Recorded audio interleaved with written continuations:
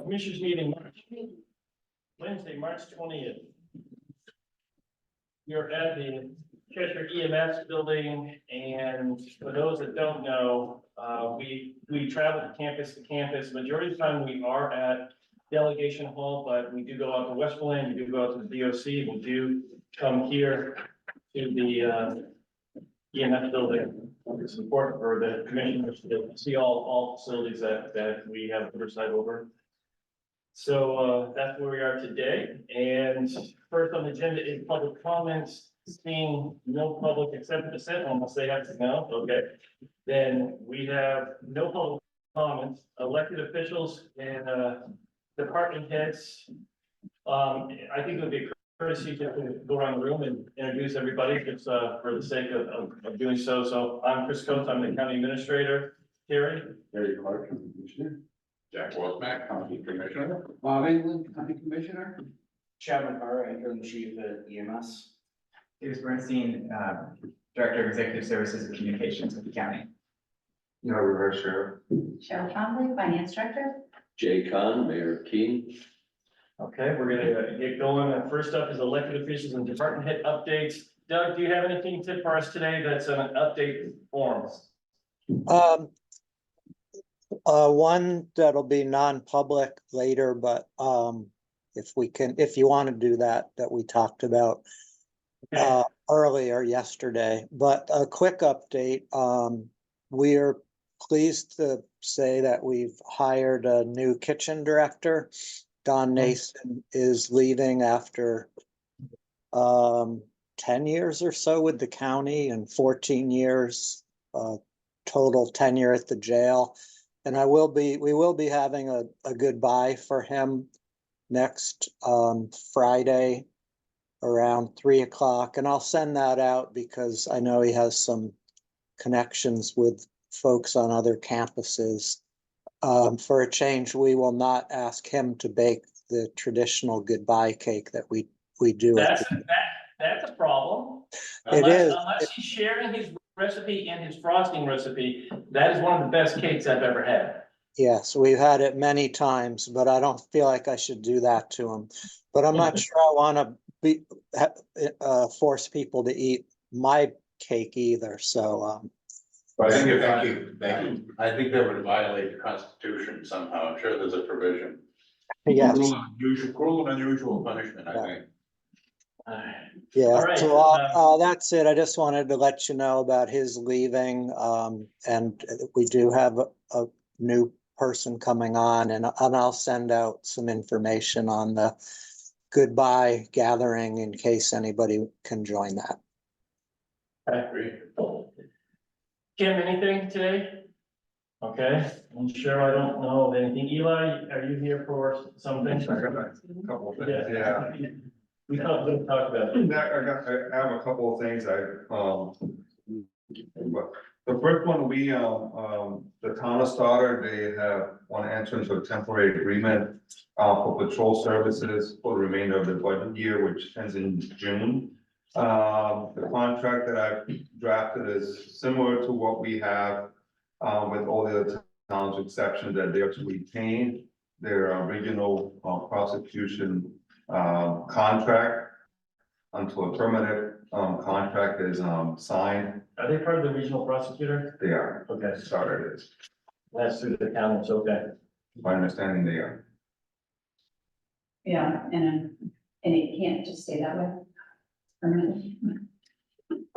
Separate, well, it'll be the same thing, I've added to cover the additional. And they say stay the same, they would be that. Well, right now, they're part of a formula Formula. separate where, we bill the town directly based on 50% of population, 50% of caseload. Right. So now it will be going through Eli. Yeah, well, we'll make sure that we have enough to cover the current. So we basically pass the same cost through the sheriff's department. I believe, okay, that's, I just want to make sure. And the other thing that we did is that they are, Do they have a designated number of hours per week they will be? they have up to 40 hours. They know that I'm not gonna be able to do 40 hours until I get a permanent contract and I can try to hire someone. Because I'm not gonna hire someone for a temporary contract. So this is just so they can get through the budget cycle and we can start making a presence. And then, I have to meet with their budget committee here and pretty soon and with the select board to talk about permanent. And Stoddard is one of the later towns that has their town meeting, they're in May, correct? Yeah, they're July to June budget. So I just need to pass this around, and the other thing that stays the same, that's different is that. Typically, we take over the evidence and actually bring it to our office, we said there to retain it. You know, we're gonna do a inventory, make sure everything's okay.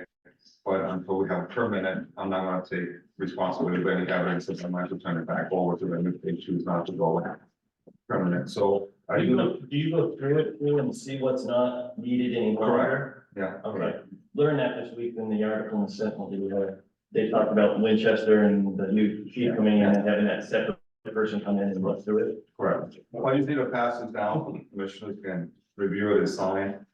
The other one that I have is. Is this the agreement you sent? No, that's different, that was also. I didn't do. Okay, I guess you're already. so, we also have two agreements, with the town of us to transfer the lease of the tower to the county plus, control of the generator, electricity on to us.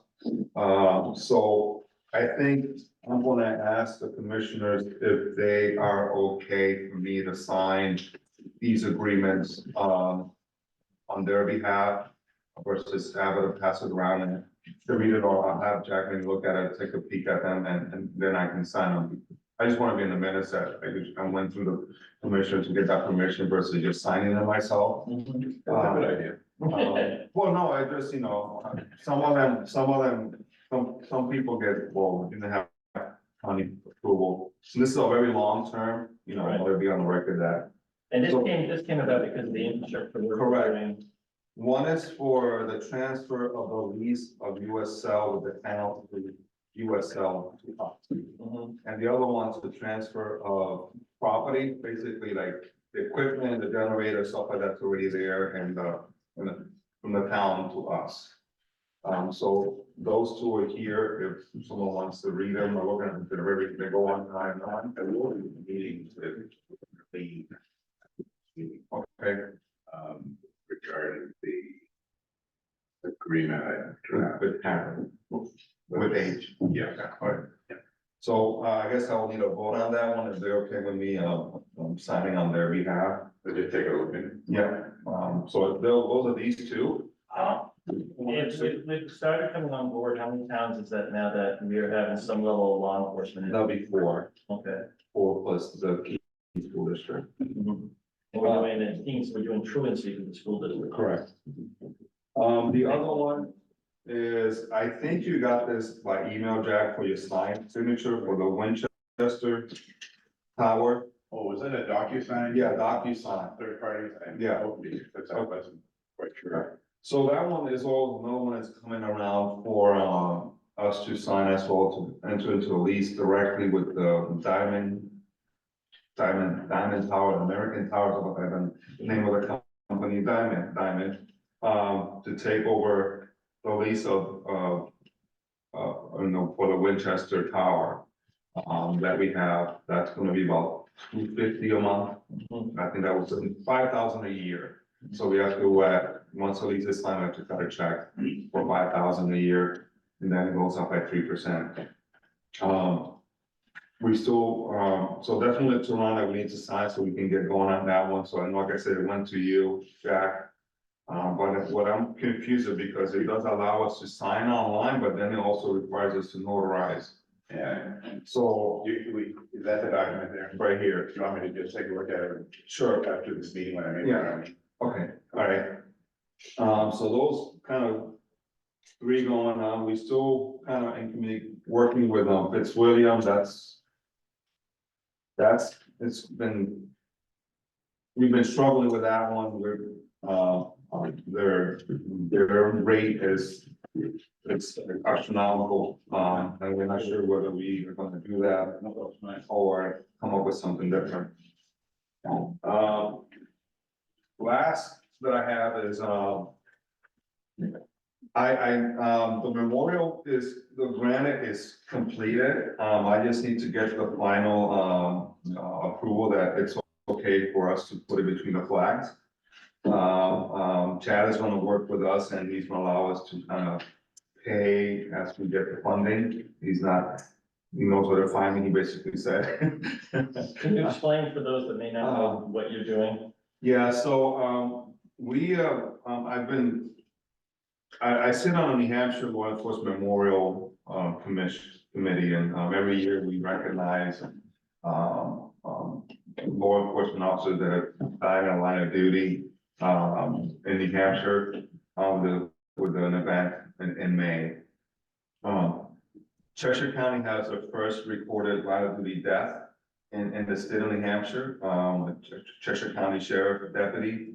And we also have another line of duty death out of Fitzwilliam, not Fitzwilliam, out of Jaffrey, due to an accident responding to a call. So Cheshire County has two line of duty death, that are been, documented. And so I've been working with, Key Monument, and I've been working with some, funders to help raise funds to build a memorial at the entrance to between the two flags and entrance to the courtroom, to the courthouse. It's ready, so now that spring is here, you just need to come out and put a foundation down so that he can, set it up and put the memorial out. Basically, it does list the two names of the two officers that are died in line of duty in Cheshire County, and then it's recognizes the 54 that are died in line of duty, in the state by the placing of 54 stars. So, that's kind of where we are with that, and, like I said, he just emailed me that everything's good to go, everything's been engraved, polished. I just need to, green light to, come out and look at the site, and because they for him to come out and actually put the foundation down and put it up. We will have a dedication when it's ready, So if you look at the entrance to the building, to the left, there's the flags that go up, American flag and New Hampshire flag, state flag. And right in between that is where we think the memorial should be placed. And it looks, I think it looks really, really nice right there. And with, with the court, a lot of traffic of law enforcement officers, and I think we'll get It's appropriate. the most appropriate. Isn't that what we have now? Well, the COVID memorial is right smack dab in front of the entryway. Remembering those other lots. So approximately when did the two officers from Cheshire County pass away? 1885 and 1985, I think that's the two dates. 1885 was Walpole. That was the one in Walpole, correct? He went to check about. He went to domestic and went to, evict, the husband out of the house, and, he didn't like it, and he axed him. And he died a month after due to the injuries. And the other one was an accident responding to a call. All right. That you really don't take that. I mean, if there was another death. Yeah, then there's plenty of room for, Right. and well, hopefully, not on my watch and not when I'm around, that we don't have to add another name, but we can add, there's room to add names of anyone that dies in the line of duty in Cheshire County, and then we can just add star 21 in the state. Mhm. Thank I you. think that's all I got. Thank you, Sheriff. Also would be remiss if we didn't say congratulations. Incredible Oh. honor for the Walter Peterson Award Oh, thank you. and for your work in the community, not just on the sheriff's side, but what you do to volunteer in your community to give back. So thank you. Appreciate that. You be in the office later. I mean, I just, you be in the office. I was been trying to take the week off, but I ain't working. Well, but I'll be there. I gotta meet with the chief at 2, and having lunch with Chris at 12, Yeah. right? So I'm gonna be around. I'll just keep these, I'll read it, and I guess I'll be seeing Arlene after. Okay, all right, sounds good. Okay, next on the agenda, scheduled item, master agenda item 1162, a discussion with Mayor Khan surrounding the ongoing partnership between the city of Keene and Cheshire County. Action expected to have a discussion on the collaboration between the county and Keene, and hear about recent updates within Keene, within the city of Keene. First and foremost, Mayor, thank you for taking the time out of your schedule to be here. We think the partnerships that we have are important across the county, but most importantly, because the city of Keene is the seat of the county, the burden that means to it, we appreciate that and honor that. So, thank you for taking the time this morning. Want you to know that, this is just, informational for you. This is the past year, record of calls and service to, for Cheshire EMS, just something, we give to anybody that wants. We also have what you asked for the other day that I was handing out in the class. And this is the history. This is a history, and actually, I think I have two here. You'd like one too. Actually, I have three here. So, yeah.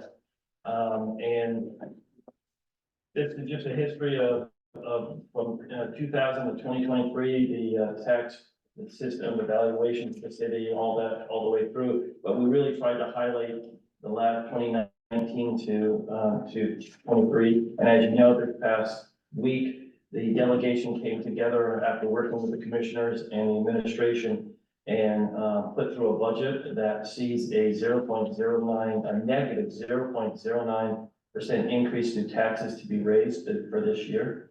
And where that's following a year where we had 0% of taxes to be raised. We know our role, we know it's important to ensure that we have quality service, but also deal with the fiscal challenges that we have before us. So that just gives a little history of where we've come from. This is an evaluation of all the towns. And as you know, with valuations, you take all 22 towns in the city of Keene, and that's about $12 billion worth of valuations, and then they divide it by the town or the city of Keene, and that's what you get for your apportionment. And that's how we factored in, because even though we send the city of Keene a negative 0.09, there is still the reality that because of valuations that you could see an increase in pay and taxes, and that's out of our control. Our control is only what we send to the Department of Revenue Administration. So I just wanted to give you that for historical. Hunter, I'll give you that in a second. And there will be a test on this. And as I stated the other day, I appreciate the citizens guide that the city of Keene puts out, because it really does give us, we look at it too as something that we can talk about too. In the city of Keene, currently the school system, if you include the state tax is $16.60 or 55% of the property tax being paid by the citizens of Keene, myself included. The city portion is $12.37 or 41%, and the county is $1.22 or 4%.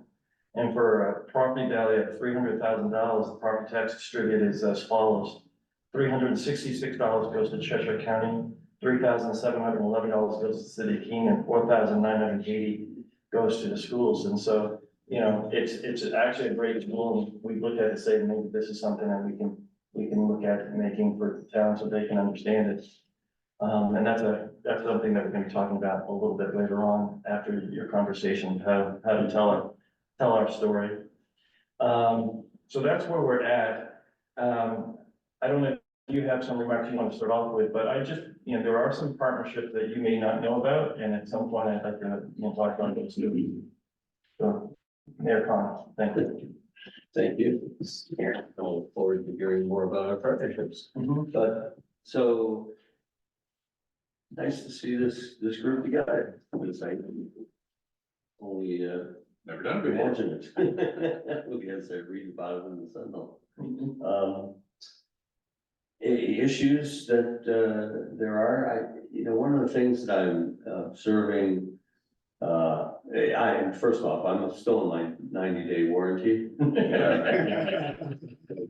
What?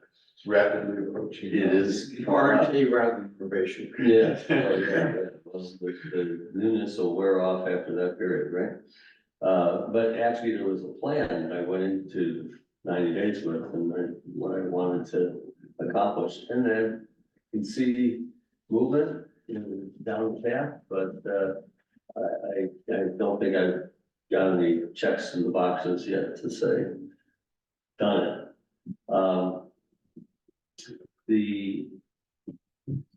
One of the things I'm observing this week is the networks that are needed to build out some of the initiatives that I think would be helpful. The networks aren't in place. So you would think that, from mayor to mayor to mayor, the networks would be established and you'd step in and be able to just work with the network, and they're not there. The downtown network is one that I think the city's struggled with for a long time, getting the businesses to be collaborative and work together. That network needs work. If it's going to be something that can be pinged with a phone call or an email, it's gonna take a lot of work. And one of the things that we might do there, Eli, is we might develop a business watch program. I'd actually like to talk with you about that, because I need to know what I don't know. What's the picture? Why wouldn't we want to have that? But yeah, well, what it means is that I think it's pretty common knowledge. There's a lot of retail theft that is occurring. And you see the big hits in big cities, but there are a lot of hits here locally. I think some businesses are in the business, they have put in place their own watch program. They've got good cameras now to observe. They can see when merchandise is leaving without having been paid for. But largely the response from the stores, and if you're a large store, you're getting it from corporate headquarters, is do not pursue.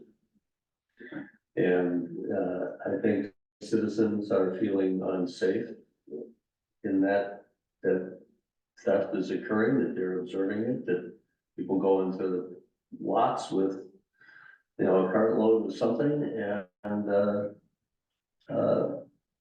so I mean that has a lot of negatives to it, right? Well, it certainly is a big problem. I can tell you, in one small town that I worked in a year or so ago, 50% of the police calls were to one national chain. All police calls in town into one store for theft. Yeah, amazing, just amazing. Yeah, there was a New York Times article about that. Yeah. So what that structure would look like would be kind of interesting. Yeah. Yeah. Well, at least, yes, it would be interesting, and so maybe you've got some observations about the liability of sharing that kind of information among themselves, because that's the concern, right? Is in trying to do good, are you doing some violation of somebody's privacy by sharing a photo of that person? So this is beyond what the downtown police does. It would involve citizens. It would be businesses sharing. If I were there and I watched somebody. Guy with take a brown picture. jacket is a bad person, been observed taking things. Watch out for the guy with the brown jacket. The problem, as I understand it, is it's like a sieve, because with dozens and dozens of stores, I don't know how you intervene in a timely way. I know that for years, I've talked to vendors downtown Keene, Pumpkin Festival or other things. They say, I'd rather just be closed because there's so much activity that just walks out the door, and you just can't keep your eye on all of the activities that are going on. Well, I don't think you want it to be, Well, I think that's- national policy is really wise.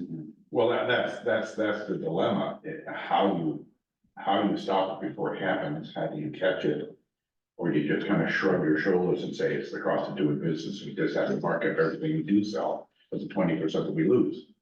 And of course, a lot of that's just tied to wages and hard. Where do you observe it on the way in? Yeah. And you're on watch and the chief has said to me that, the act of concealing goods, is sufficient for the presumption of theft.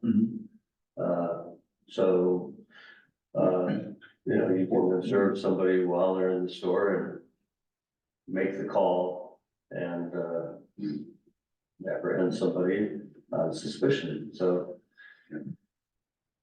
Anyway, my point in getting into that is, the downtown network would be great to just tap into, but it's gonna be a one-to-one until we get that infrastructure built. I'd say it's the same thing with businesses. I want to do two things, relative to recruitment. One is, to work in collaboration with the college and with the career center to, make sure that we've got a good internship pipeline, to retain, our graduates here locally. And that's coming along pretty well, I think. And something that you folks might be interested in, the Cheshire Career Center has record enrollments for EMT and fire safety in this semester. Students in that program will leave with red credentials. And they are adding this next semester a law enforcement or a criminal justice track. So there too, Hunter, I actually pitched to the director there that he should be in touch with you because there's a potential story and so that locally, I think this is really good news for us. Yeah, and I would say that we've been in contact on multiple fronts with Richard Toll, right? Town. And that in reference to EMT, that we've offered up that if anybody needs ride-alongs, they want to come down and utilize this room for classes, you can see that we have all kinds of equipment that's here for our training, that they would be able to utilize that, but also, they also have an LNA program. Yes. And that they have in the past and continue to do clinicals up at Maplewood. We can get people through the door, and on the Keene State College side, the commissioners and the delegation were able to utilize $250,000 of the ARPA funding so that we have a partnership with River Valley and Keene State College to really work with LNA, getting LNAs through their doors. LNAs then have an opportunity to go to the LPN goes to Army, because we know, like if we don't, we know what we have already, and we're all stealing from each other when it comes to nurses and LNAs and LPNs. So if we can create a feeder system that creates new people, that's gonna benefit us, and whether it's Maplewood or Cheshire Medical Center or Applewood in Winchester, it's creating more workforce, and we understand that. One other thing I would say to you, Mayor, is something that maybe we can work together on with our federal delegation, is changing some of the language so that student housing can be a funded governmental thing, just like disabilities, just like aging, so that there's funding opportunities out there. And just like there's for arts, there's funding for arts housing. But Keene State College has some dorms, and I talked to President Treadwell about this in the past. If you do the internship, and you get that, and they get the offer of the job, to find housing is that next step. And if we could somehow create some type of housing like that, if we could change the language so that maybe King State College could go after some of that funding, or Antioch that wanted to build housing on top of theirs. But, may not, because they don't have the funding mechanisms to go after, why not? Yeah, I don't know the housing. I don't know what the funding is. Part of this. Yeah, so Yeah, that would be interesting to know more about. yeah, and we just started talking about it because my role in teen housing, that this is just something that, why can't we see if we can act? Because that's an issue across the country.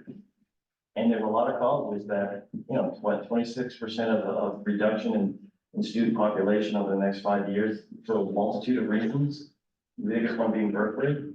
Then, there's gonna be some opportunities to look at things in a different way, and why not keep those people that are doing internships here by offering them housing that's a little bit more affordable?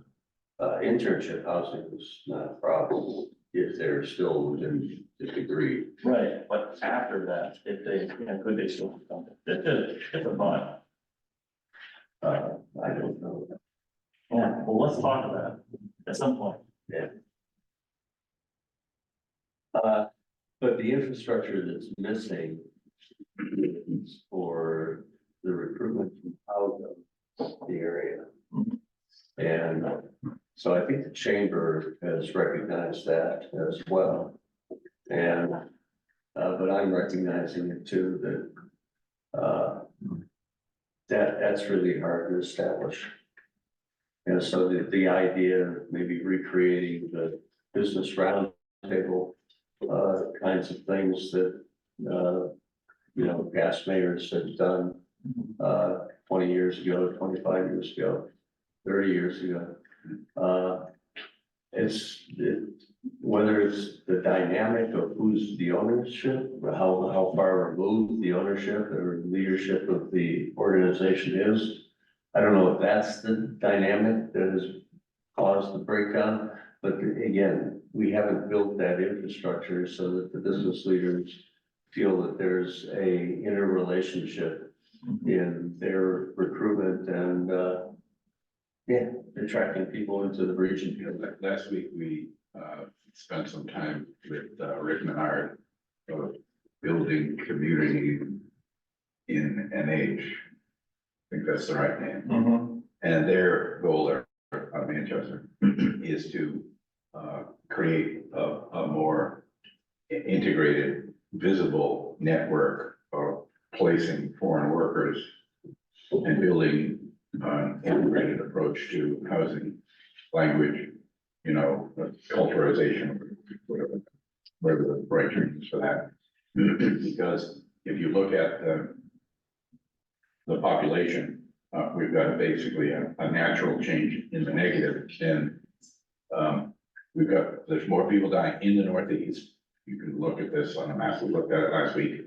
There's more people dying than are being born, and the gap generally is foreign workers. And if you look at the number of foreign workers, which because the federal limits has been pretty much the same, the gap fundamentally in employment responding to changes in GDP are filled by foreign workers.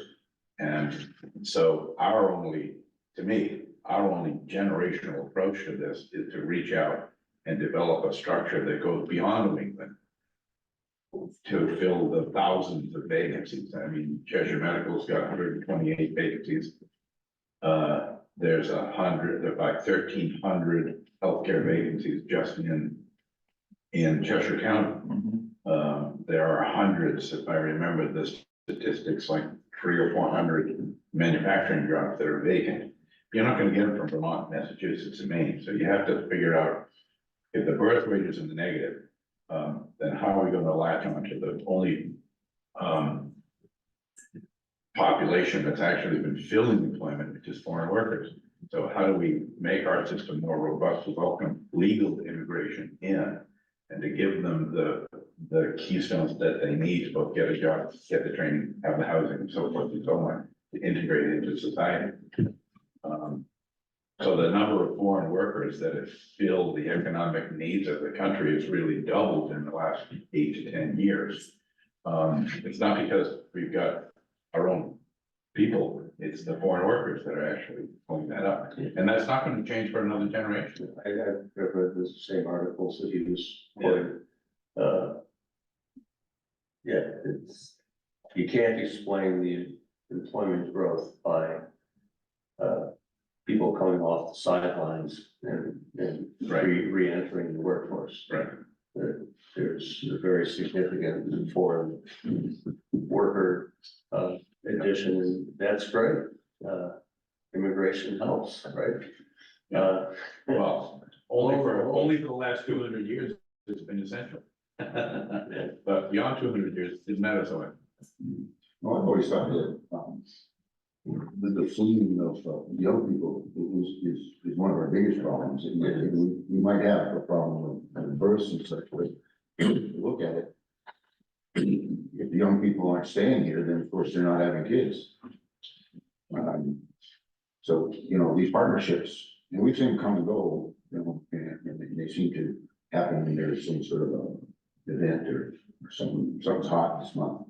A lot of these stakeholders, like downtown, merchants association and things like that, they don't really have a long-term buy-in. And they only participate when there's a crisis, and then the crisis is over, and that's it. And that's probably why you don't see continuity. Because we've had all kinds of these groups come together before. Need a way to solidify that. Yeah, but yes, absolutely. And I'm gonna keep working at it one by one.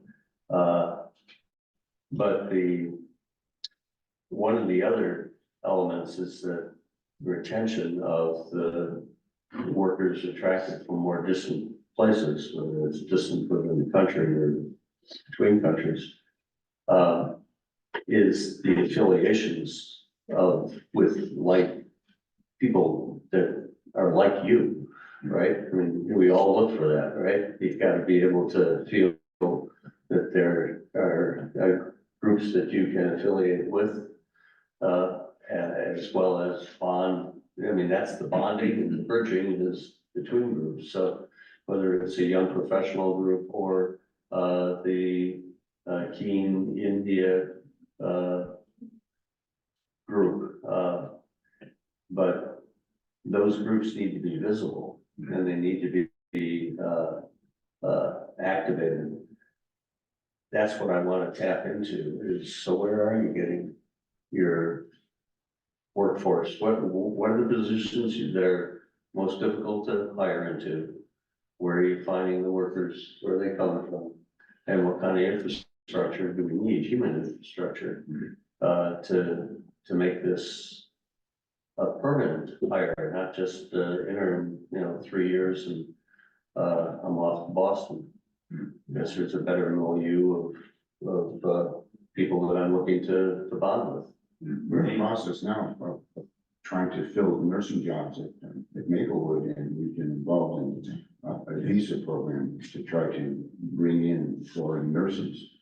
And the paperwork is incredible. It's a 3 year process. 3 year process. $3,500 for just with over 3 years to just get one person here. And we're looking at, our goal is to at least start with 5.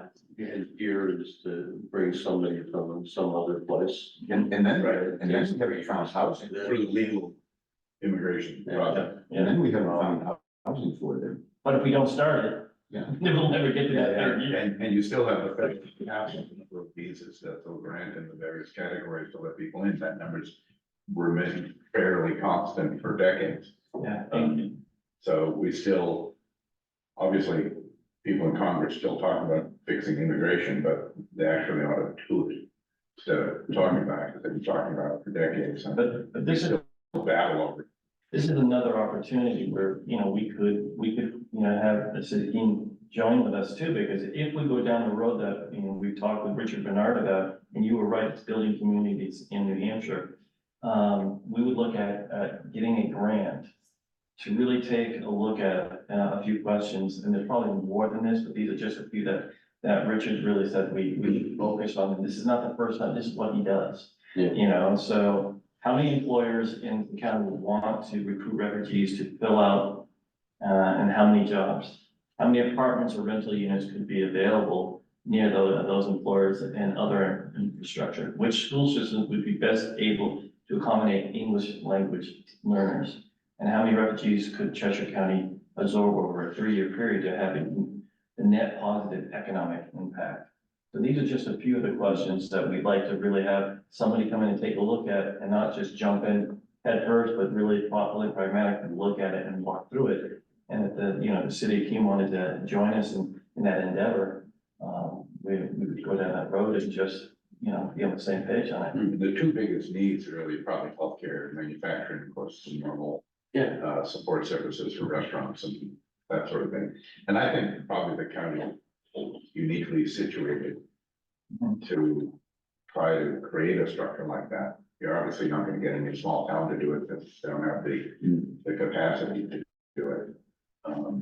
So I think it's pretty critical, because you're not gonna do it just by having people drive over from Brattleboro or up in Massachusetts. Granted, EMS is basically fully staffed, which is unique in the country. And we've gotten people from outside the area, they travel an hour or so to work. So our draw with that has been pretty amazing. No, that's, I believe, from the nursing home. Yeah, I think. So there are- We did that intention. Oh, yeah. Not to draw from the local. Right, so we've actually added EMS personnel without depleting local resources. That was the plan all along, to increase the number of people. Right. So we have to find out, if we don't focus on foreign workers, and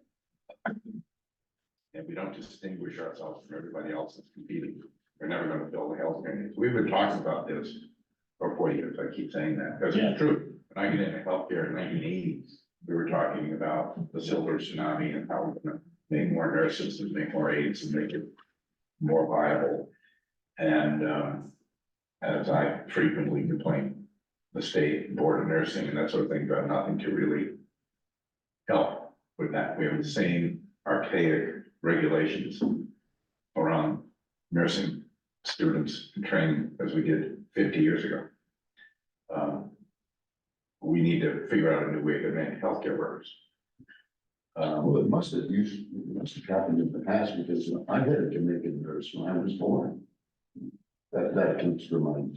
That accounts for a lot. And the record will so reflect. Yeah. But I'm not sure that locally you see that much anymore. Bob could probably fill that in. Well, in the more metropolitan areas, you see that. I had an aunt down in a nursing home in Connecticut, and I'll bet 80% of the nursing staff was foreign workers. But there's a mechanism and a structure to accommodate foreign workers in a bigger city that we simply haven't created out here. And we know it's a piece of the puzzle, and that's why we want to pursue it. It's not the answer, it's a piece of the puzzle. And there's other pieces that we have to work on at the same time. It's one of the reasons why we had Luca and his staff in here on Monday night to present to the delegation. Because, we've been a big supporter of the chamber and through helping them write the $300,000 EDA grant, and then giving them $250,000. And then another $100,000 this year. And it's a matching grant that I was told as of yesterday, it looks like it's matched. So, but we know it's a long-term thing. It's not gonna be turned around overnight, that we have to show this commitment, and it's only, again, a piece of the puzzle. But you think about the growth of the population in certain age groups in New Hampshire, and you think about the vacancy that we have today, that we heard about Monday night. If we need 2,000 people, we could put 2,000 people to work tomorrow in 3 or 4 occupations. So we don't start looking at it differently, we're never gonna fix it. We've been looking at this for at least a decade or more that I've been associated with county government. But we don't really do anything about it. We don't really construct a solution that's responsive to the problem. We say, oh, well, maybe we'll do more radio advertising, or we'll put an ad in the paper. There's not enough people to do that. You have to find a new way to create your workforce, and you have to find out where that workforce is. Jay, there was an effort, to welcome, foreign people into the city of Keene. I guess we get criticized for having a sanctuary city kind of mentality. I was wondering, that was a sort of a separate group that wasn't involved in the city. Right, yeah. Project, What's their deal, is it? They still alive? Yeah, they're still pretty active. They, from time to time, they do bring the refugees into the county and place them with homes until they get on their feet, so. Has the city, have you seen where the city has any kind of outreach to that kind of thing? What we have is the Human Rights Committee. And then there's the ME, and then Diversity, Equity, Inclusion and Belonging Committee. So there are two groups that are pretty diverse in their makeup. And so my goal, it's really slow in coming, but for instance, I have put together a list of all the holidays or recognition days, and I'm just continuing to populate it. So, yeah, any recognitions, the state has 32 different days or months that are recognized in statute. Black History Month, American Indian Day. You got it. It's all. You got it, with 32 of them. Yeah. But beyond that, there are many more. And I guess my point to this is, how much can these groups use those rallying points for bringing out into the open the diversity that exists within our community? Because I think if people feel like there's a way for them to be recognized, we're creating a belonging kind of place, right? So that's what I hope to try to move more. That's an interesting point, I suppose. Directly to. If you could, beyond just recognizing it through proclamation. Yes, yeah, right. If you can. No, I suppose if you can deliver a visible message of assimilation, then they'd be feeling like they could come here and integrate and not feel quite so out of place. Yeah. So anyway, that's the goal of trying to work with businesses on workforce development to understand where they're coming from, the characteristics, the kind of skills, and then try to work together because we all have a stake in that attraction and retention. The other side is on the housing side. And there are a lot of opportunities there. The city is trying to bend its zoning rules to accommodate more kinds of development. But the key is to get the developers here, and make it economical. And if you drop the point of, well, maybe we can't achieve the economical, how can we just get more units created of whatever sort? And so we're working on it. And just so you know, one of the things, I was on a call the other day, and it was an interesting, we got into a conversation about some reason, it was about housing, but we got into closure of schools. And it was affecting one of our towns in Cheshire County. And I said, but on that, but at the same time, you know, administrations never want to just go and look at closing schools. There's a lot of more that goes into it that you have to look at. But one of the things I have a problem with is that the same town that's doing that has a 5-acre housing build rule, you know, in it, so that you have to have look at yourselves. If you want to create more, you know, you have 30 kids in your school. You're not friendly to all young families that are trying to figure it out. And there's a, you know, oh, you're right. You know, it's like, it's a balance of both sides, you know, just criticizing the schools is an easy thing to do. But at the same time, look at your town and see if they're welcoming all families coming in there, because that's the other burden. I mean, we have seen Swansea really take a lead on trying to put some housing in Cheshire County over the last year and a half, 2 years, and we applaud them for that. And, you know, the city of Keene has done what they can do, but everybody has to, if we want to get to 1,600 homes, and I'll tell you, with, you know, well, I think we're closing in at least halfway there, a little, not maybe a little bit more. Then, you know, but we gotta keep pushing, and then other towns need to look at their own zoning principles that is limiting to all housing. That's part of the problem with rural region, where you've got volunteer select board members and limited resources in all little towns. It's very difficult to come up with a regional approach that everybody can buy into. Right. Obviously, regional, Southwest Regional Planning's been trying to do that for decades. Trying to suggest to the towns a more growth-oriented balance of zoning regulations and so forth. But it's still kind of a patchwork. There's towns in Cheshire County that won't even let Southwest for regional planning in their town. And yet, you know, when you think about it, you know, this region was built on employer-provided housing, right?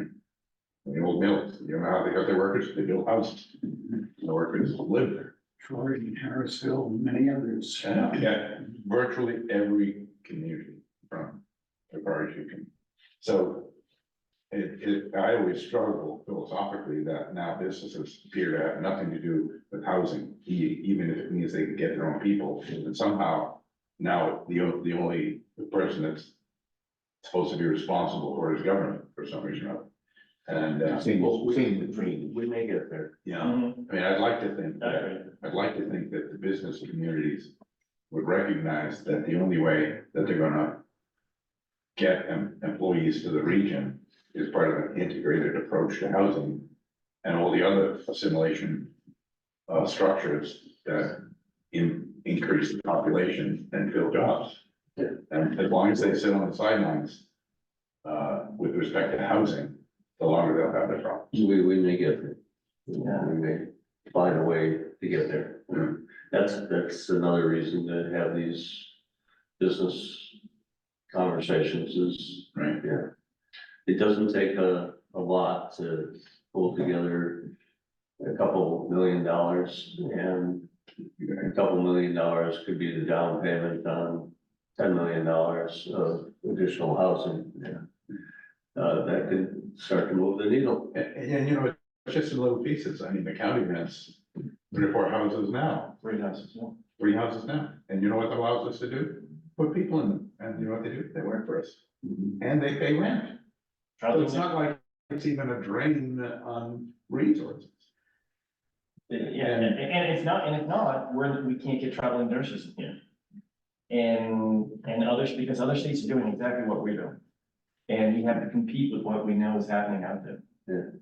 Yeah, well, let's talk to the school district because teachers are the next shortage. And I've been in contact with Joan Murphy, and so I look forward to those Yeah, conversations. likewise. Yeah, so, So that's the housing stuff. Yeah. what Well, I else? think as far as developers and stuff like that, like in other businesses, there's been the short-term profit motive kind of thing that drives their policies. And what, local government can do, is incentivize them to look at more outreaching longer term goals by making it more attractive to them. Whether it be taxation or financially, whatever, some way, because they're never gonna go back to building these houses if they're looking at a 3-month bottom line rather than a 10-year bottom line. You know, so, you know, if I've been to one workforce housing session, I've been to a dozen of them. And they all kind of, you know, have one thing in common is that there's a problem and you don't know how to solve it, and they never do. The only thing you ever come up with is, some sort of subsidies by government and such like that, but there's never really anything coming up to incentivize businesses to actually do it on their own. Well, you might think that they could figure that out on their own, like, how about making more money because you can hire more people and make more widgets and sell more and get rid of the pent up demand. So I think the problem is they're not willing to even look at a creative. Well, that's what I'm saying about this. Analysis. What I'm saying, because In the microcosm. I agree, we're not gonna get, rows and rows of mill houses anymore, but one company could buy one house and put 4 employees in it, or a duplex. That's all they have to do. And if 5 other companies do that, well, now, those people in their own microeconomic world have begun to solve their own employee problem. But if they don't make that investment, Well, but and they we, wait for somebody else to step up, it's not gonna happen. and 310 Marlboro is a good example here in the city of Keene, where you have an individual who's building apartments. And he really took a look at what he was doing and saying, I gotta have it for all workers, not just, people that can afford the high end, but if I'm doing this and people can actually work in the building and then go upstairs and go home, I've got have to have it for all workers, so he has some workforce housing along with the rest of the housing. I think that's important because it's a good example to build off of. And there is gonna be a shift in the housing stock as we get older, some of us in the room get older. That's gonna free up some of the existing housing stock, and so, it's all part of the transition, but. Yeah. Well, additional senior housing would be great. If we can find a developer. So finding developers, I hope we will all keep an eye out for, and I would love to start to build this inventory collected from some sources. It is the builder, who's in the market. So I've talked to some of the folks that are coming into the area, like in Swansea, and the economy is such that the rental market is where the money is going. One, because banks are lending on the rental income stream. And so the demands for upfront capital are lower. They can hold it longer and they can create an income stream at renting it between $1,800 and $2,400 a month. Problem with the model is that it's not establishing any owner equity, and owner equity is what will keep people in the region longer. So trying to find the people that will build the kind of housing where people can have equity, whether it's a condominium-like structure or ownership in something, a small house, a duplex. Can we find those kind of builders? And the problem with those kind of builders is they have to come with equity. Or they have to have pre-sold the units. And therein maybe where the companies start to come in is, will they buy, the units that somebody's willing to build. So, all right, that's the long-term ideas. We'll just have to keep working on. And some of the things that, I'm just gonna run through some quick things that we're doing as a county is, one of the things that you may not be aware of is that every year the commissioners sign off on a micro entrepreneurship grant through the CDFA. That goes to Hannah Grimes, and it's about just under $400,000 that goes to Hannah Grimes, and they're able to utilize that for their operational purposes. And because of that, I believe Hannah Grimes is one of the biggest, success stories and gyms we have in the county. Yeah. In that, I don't see big companies coming into the region, and maybe middle-sized can come in, but these big major companies, we just don't have a workforce to have them put all that investment in. But if we can develop tomorrow's companies, and they start and they build out to something and they're gonna be here in the region, they're gonna stay here because they started here. Yeah. And so the work they're doing, so that's been a partnership we've been doing for a long period of time, and we'll continue to support and sign off on.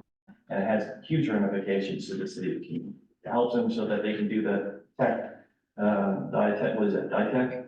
That DTech, and that's come in here. We, along with the city of Keene, Hasn't worked yet, not yet, we're getting there, hasn't worked yet. okay, well. That's the direct line that you're looking at. Let's talk some more. Cause that's the phone call that I think I canceled. And I just, also. Well, there's we could probably talk all day about a number of things. Yeah. That I think your predecessor was critical in the press about how county's role seems to be growing for some reason. We thought it's a bad thing. But frankly, there's no other entity that's better suited to respond to regional issues in the county. No. Yeah, And well, and Eli, before you run, what are the 4 communities that are sharing in the, Right now, that you're supporting? Richmond, Sullivan, Gilson, and now we just picked up Stoddard temporarily. Yeah. And then we do the Keene district truancy. And the office is actually in the middle school, the truancy officer. Richmond, Sullivan, and Gilson. Wilson. So that actually is, I was intrigued by that. That kind of trend. And the reality is it's happening on a regular basis. Yeah. And you said 40 hours a week you would. Well, provide they stuff. vary, sometimes to 30, sometimes to 17, Stoddard is looking at 40. Yeah, so you would hire for Stoddard, for instance, one full-time officer. Right. And the full cost goes, everything, the environment goes right to the town. Yeah.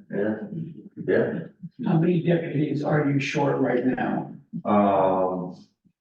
And, well, none, because I'm using that position for project manager right now, so I get done with my accreditation. Where I'm pretty much full staff. the reason why his phone keeps ringing from the smaller towns is the county is the only one that has the capacity and the infrastructure to support regional operations. Nobody else does. They just don't. How many officers do we have? With Paul. That's not much different than where you were. Oh, no, it's a bigger, they have, One or two. no, he full, I think they're 40 something. No, I mean, you're one or two greater than you were when you took office. Oh, I think we're 2+. Yes, 20-30%. Yeah. Dude, no, It's grown with the regional towns, but those towns pay for that service, so those doesn't get spread along the tax base, get picked up by others. The idea is that when you add a town and provide a deputy for them, the entire cost is borne by that town. So. And delegates have been very clear on that. Yeah. Well, because Keene doesn't want to pay for Stoddard's police. Sure, that's right. Bro, that's been made very clear. And That's what you said. I heard, it's the call class that I'm doing is, yes, people are sensitive about this. Yeah, and that's okay, and that's, perfectly appropriate when it is, because again, our infrastructure is different than any of ours. And it's. No, I get it. So on that point, got you off your list, but, there are a couple of other needs, housing wise, that would be really interesting to see if you could uh, offer a county option. One is, the need that Monadnock, Center for Violence Prevention is having for victims of, domestic violence. And, because putting it in Keene is leaving people too vulnerable and visible to their assault, to Perpetrator. yeah, the perpetrators. And, if there was a countywide approach to it, I think it might offer a more remote or, an option that they might want to pursue. Our problem on finding transitional housing for domestic violence victims is not uncommon throughout all of New Hampshire. And,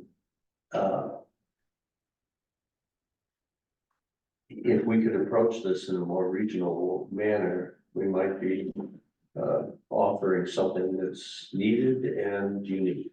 Yeah, and it's just coincidence that, Nick has, reached out to me from NCPP and about, yeah, okay. Well, we're gonna be talking, and there's a grant that we're working with him on.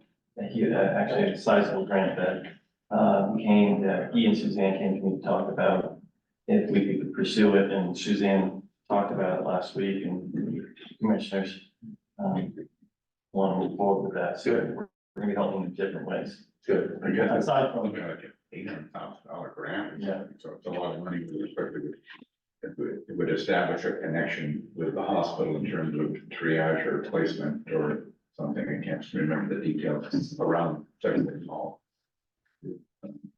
Yeah, but I think it'd be great. and I don't wanna hold you up, because I know you've got other things, but just two things that you may not be aware of. One is that, well, you're aware of the opiate, grant that we, like I said, we joined our counties, but also supporting Keene's desire to join the lawsuit. Because of that, we're getting some level of revenue coming in, aside from Doug Yaw's way and applying for a grant that we were able to get for past costs, for what we're doing at the corrections facility. So we did receive some monies, sizable amount of money for that, but we received about a little over $240,000. Which last year we sent out 100,000, of which Keene Serenity Center was able to get 20,000 for their fund, to help them with their programming, along with Reality Check over in Jaffrey. But also the sheriff was able to run multiple trainings, for everybody in the county, including the city of Keene, around that, due to that, and bringing some top like speakers to address not just the substance abuse overall, what that means in handling situations.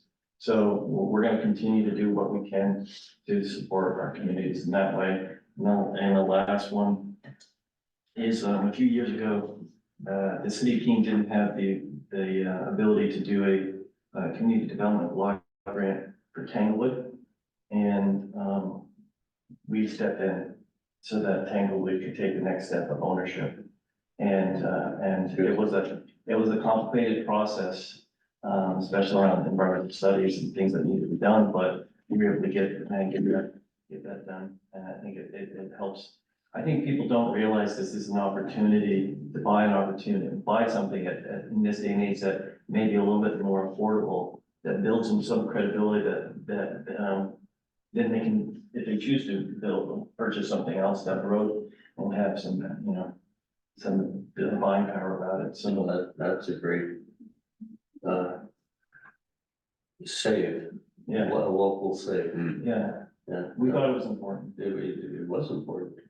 So They're Over the about, years, we've actually stepped up to a lot of key Oh, yeah. meetings, where we're using our CDBG funds, every year. partnering with, I think Keene probably Housing half of- Authority. Yeah, so, Yeah, but I mean, that's kind of, 100 nights or.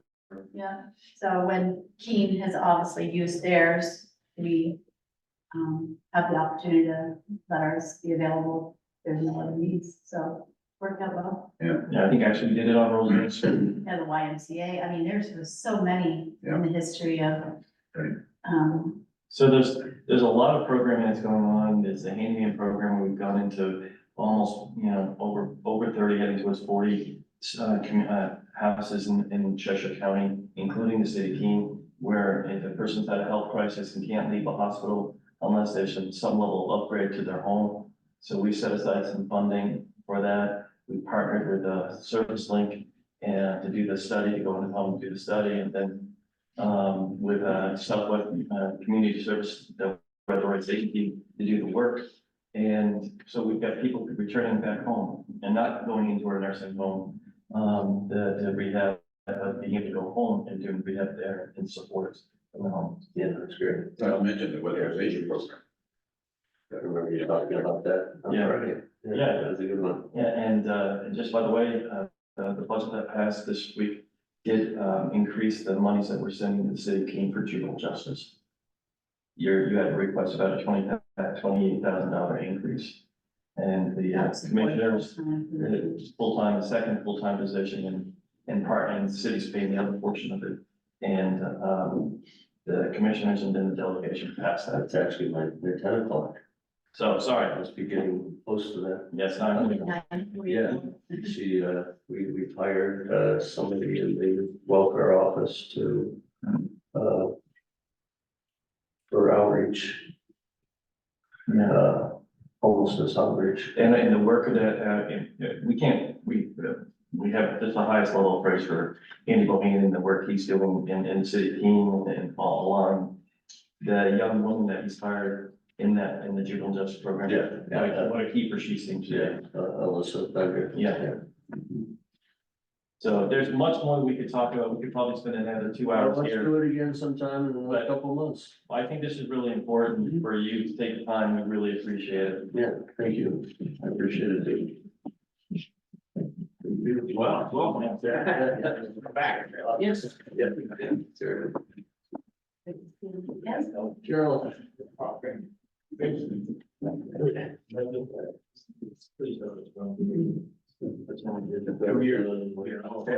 meet you. You too, man. Yeah. Thanks. See you. Let's get some. Oh, what is this all? Yeah, please, Wait, 2 or 3. All right. No. I'll make sure 100 gets moved. Yeah, it's very real. You like? You want to? Yeah, it's. Sorry. Stay well lunch. Doesn't stay at night. Oh. And other variants. Yeah. Good day, good to see you. Where did these chairs? Oh, we got it from, the gym, I think. I increased my weights last night, so I'm doing like a whole body seat. Do you use the green cheese?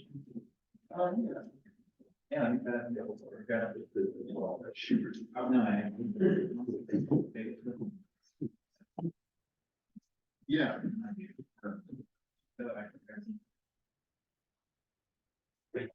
As the zone with the camera, as the lock it in place. So I guess I'll just do that when I'm written here. I think it was taking up the movement. In fact, did you see it moving in Alex Bailey? It's getting done. It was, maybe we should have highlighted the show. We don't want there. But it's fixed now. Yeah, there you go. So it's Hunter coming back or the name? No, he was here for the mayor. He covers the city. We don't get coverage. Even though we have a great story to tell. And actually, the next agenda item is, so it's a nice segue. What, the story? Black Arrow. I hope he wasn't expecting fireworks. Maybe. No, bro. Well, you look a little sleepy. Wow. Well, it's pretty early for work. They stay up at night. No, talking about Jay. Oh. Maybe both of them. That's your new moniker? Sleepy Jay. Sleepy Jack. No, I don't use it yet, so fix it. Are we on, we're recording? That's right. Oh my God. I don't think it's funny.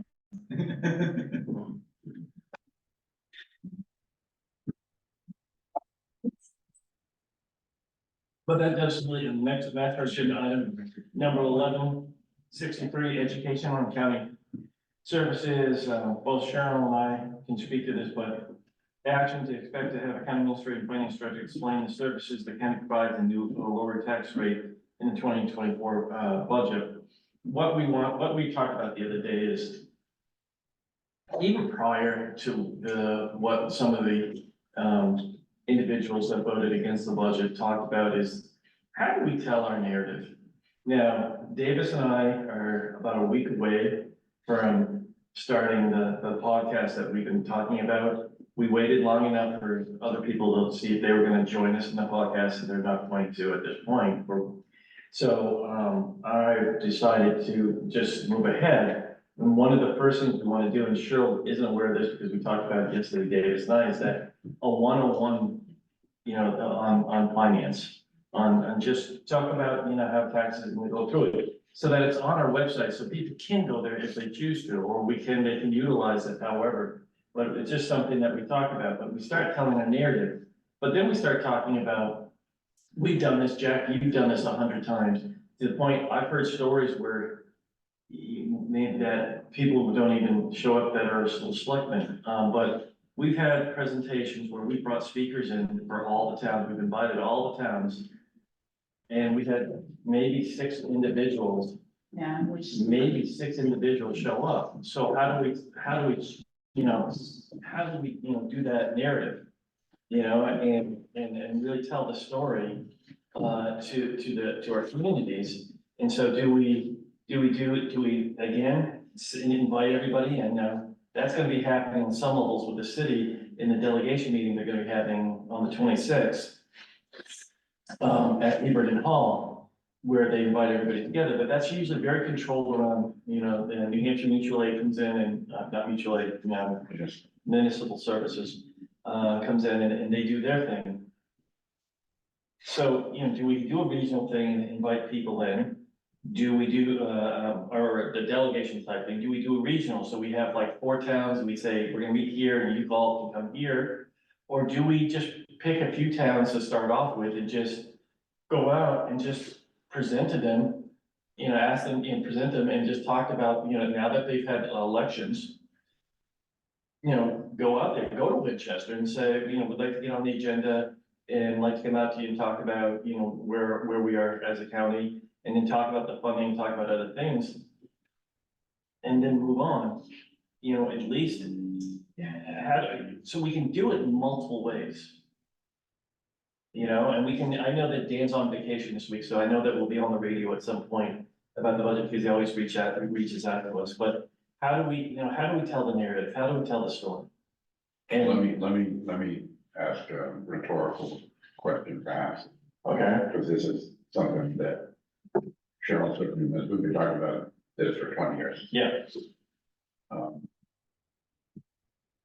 Whether, how, or whether to make what it is that county government does more visible.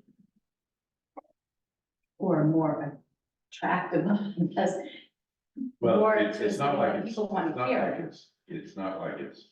Right, It's just that most of the services that we provide, just by nature of it, most people don't see. Unless they use it. Whether it's connected families or dispatch, whether it's for the jail or the cooperative extension or regional prosecutor, it's there are a series of specialized niches that meet, a general part of the infrastructure of the region. But like most government services, it's a relatively small percentage of the community that needs those services, right? Correct. And so they're not that interested. So I don't know you know, what the answer to the so what question is. Right. How is our life better by informing people who don't use our services anyway? And, right, and you also did, some years ago, I was told you did a roadshow, the commissioners did a roadshow. And you'd show up at certain places for the roadshow and you didn't have anybody to unlock the doors to get you into the place that you were supposed to be meeting You people. know, we've always tried to be as visible and as transparent as people might want, and we were right, we went from town to town. And we're still the only ones. Mhm. But that's okay, you know, that's, you know, all we can do is open it up. Obviously now, the internet and our websites and this, that, and the other thing, and it is a better way for people to at least get a glimpse and pass it. And we want to. And we could also do Zoom. We've done that in the past, Yeah. But so. also, probably the majority of people do not understand what county government does. And many individuals are totally blown away to hear that our budget is $77 million a year. 75. Shouldn't exaggerate, I'm sorry about that. And we have 460 full-time employees. Certainly one of the largest employers. Yeah, we are one of the largest employers. I mean, I have so many people that reference me that I work at the city. I'm like, I do not work for the city. I work for the county. Or they'll ask, oh, what do you do? And I'll say, I work for county government. They kind of, you have to then go into a longer explanation what county government is because. I think that's the nature of the beast when you're doing, you know, the rubber meets the road kind of stuff and it gets mundane. So you're not raising eyebrows all the time. Right. So it doesn't get as much attention. It's, you know, it's sort of like a long marriage, you know. Talk us about that. Yeah, well, I've never had one.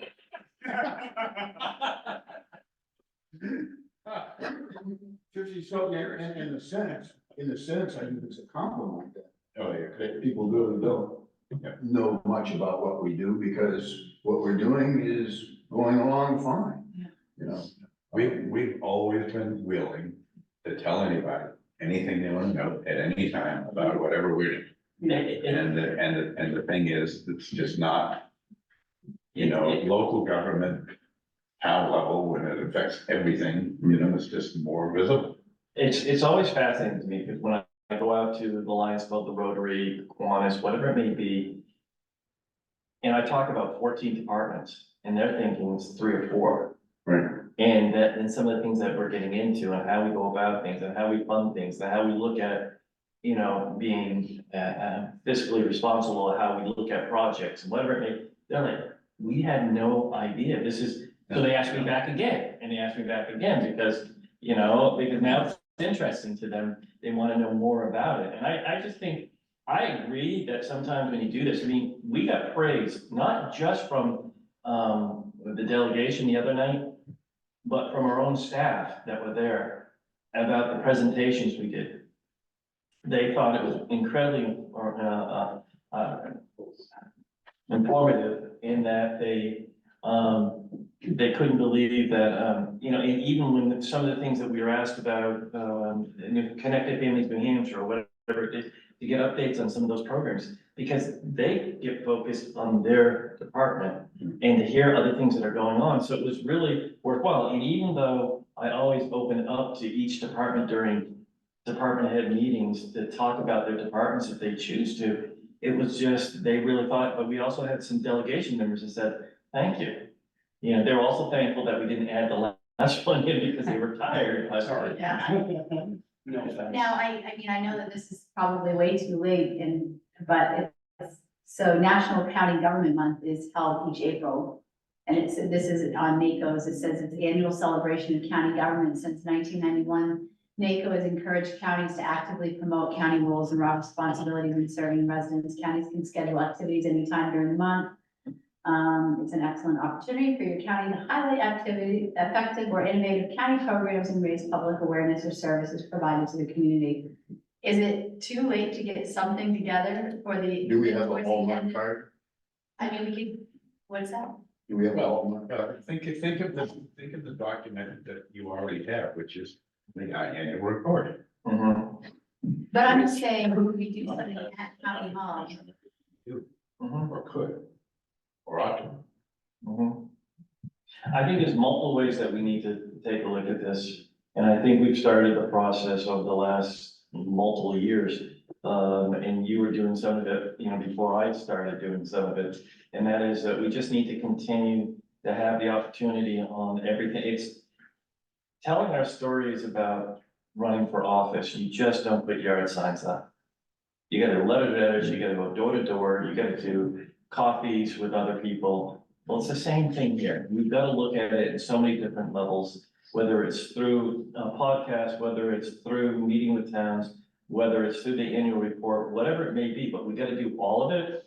And the meetings being recorded so people can come in anytime and look at it. But if, in my perfect dream on our website, if I could do one-on-one on finances in the county, a Maplewood story, a Department of Corrections story, But you can. we can, and Pull it right out of the annual report and publish it. right, Well, I think we can do nature- all of that, right? the nature of being in New Hampshire, you know, counties aren't like counties are in other states, like Ohio and Arkansas, and California, you know. We do 2 or 3 things that people think about, you know, and that's just part of I don't know, people don't think about it anymore, because we're not visible, like, well, like Eli getting involved with some of the towns. You know, traditionally, the sheriff's department serves writs, right? They don't get involved in law enforcement. That's just not the nature of the beast, and then we start. doing I thought you things like- said ribs and not Ritz. Well, who does? But we do things, you know, a departure of what we've done, you know, counties have done in the past, like connected families and like community power and like EMS. You know, those are the things that become more visible because it has more, you begin to have more interaction in people's lives. But I guess, yeah, our website is a big place to go. Davis. Yeah. We need to have more, I need to have a landing page for community power. Well, and that, but you just, There's. No, it's on events, it's in events, and then as the events happen, it's starting to get buried. Okay, yeah, down here. and but who would have thought that we would have our own Cheshire Power? I mean, if we're evolving, every single day, we're evolving. And Well, that's the thing. we're being asked to participate on a higher level. Well, that's the thing, I've been beating the drum on that for like 2 years, and I was just in Hinsdale, and I must have had, 24 questions about it. People just, huh? Yeah, You know, it really is amazing with our decades in county government, everything we step into grows and becomes models. right. You know, it'll be in the EMS, the service link, remember service link statewide? Yeah.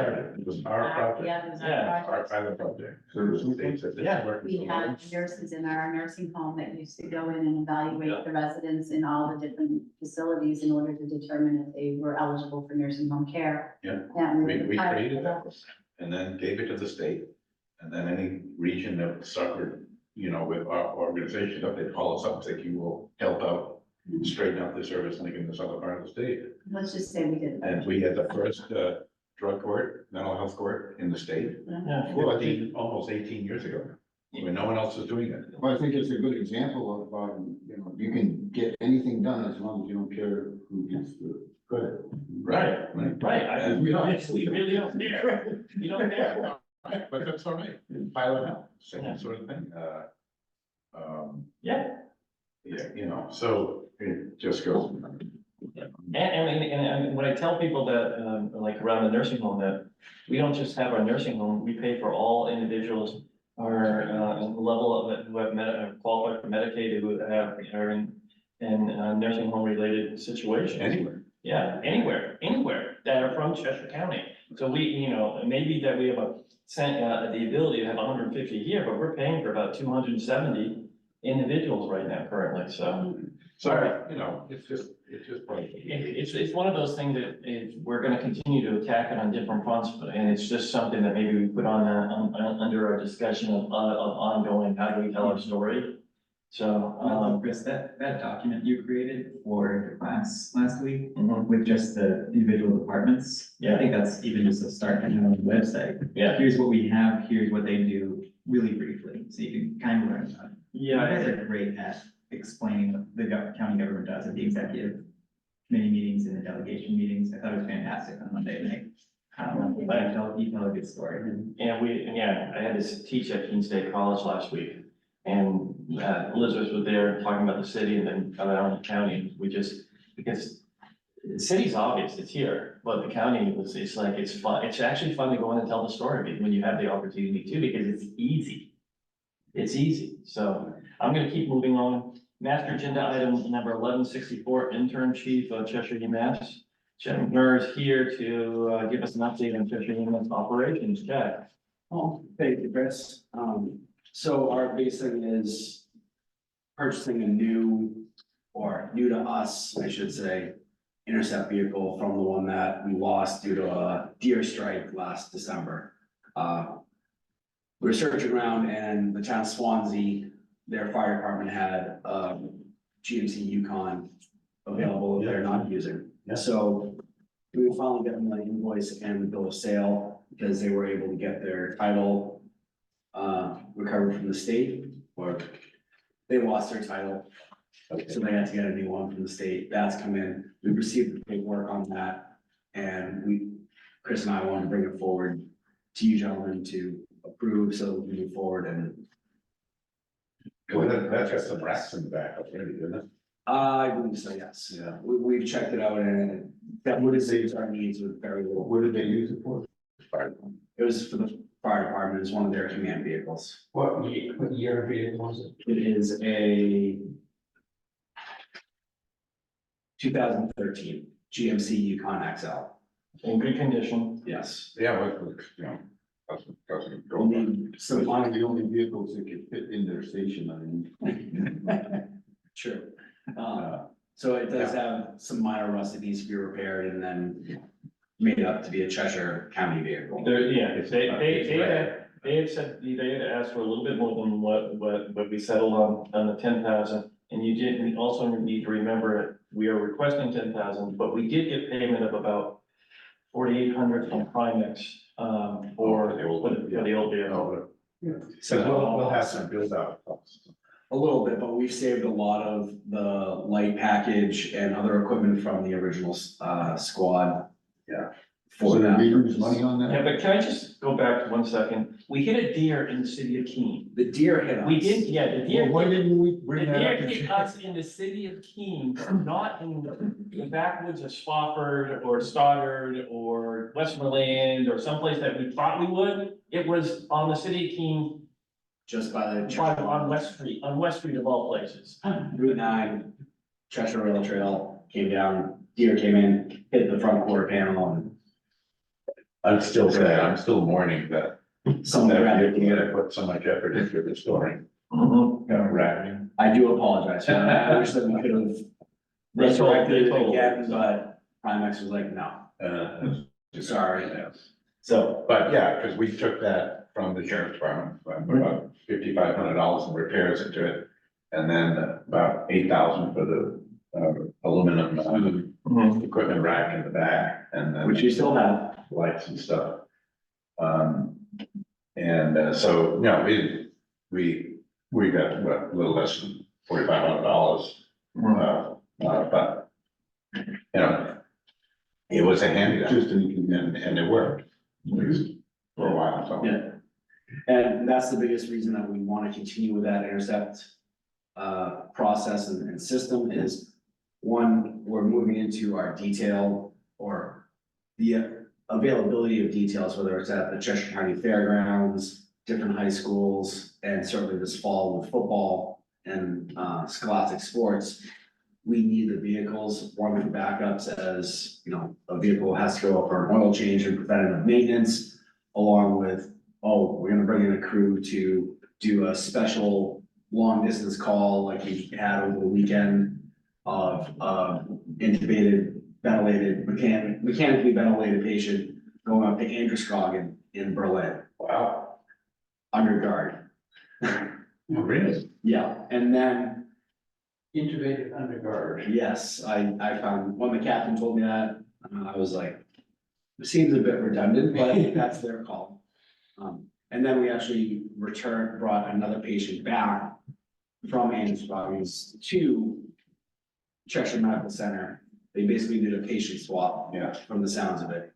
So, and Could we we get brought paid in, both ways? That's right. exactly, No empty bus.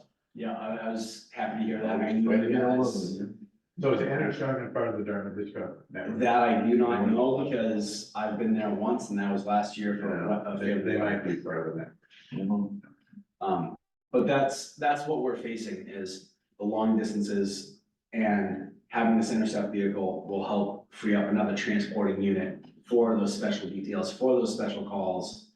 I suppose it makes sense not to have anyone sit around if you don't need it. Correct. What you need is just first aid on the scene. If you need an ambulance, you can call. Right, or, you know, where we have 5 different intercept contracts already throughout the county. This allows for a quicker turnaround time for our paramedics to get back into service.